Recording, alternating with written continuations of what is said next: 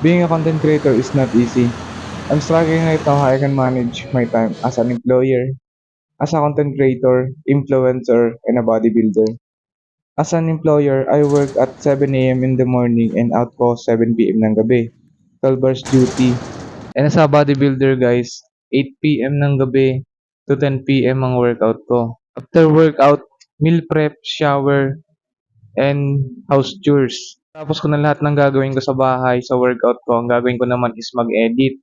Habang ako inaantong guys, nag-edit ako, nag-iisip ako ano yung magandang transition, paano gumanda yung video na gagawin natin, paano yung maging quality, paano maka-attract ng tao.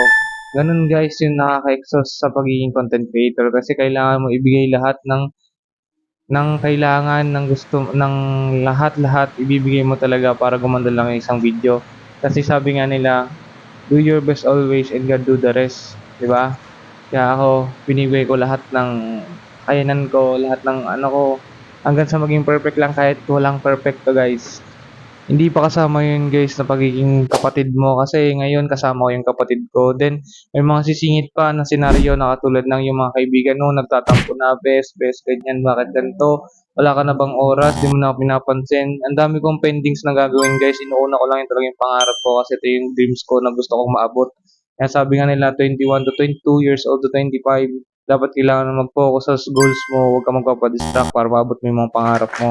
Kahit anong pangit ng ibigay sa'yo ng mundo iparamdam sa'yo, ang kailangan mo lang is magpatuloy guys. Don't mind the distraction and focus on your goals.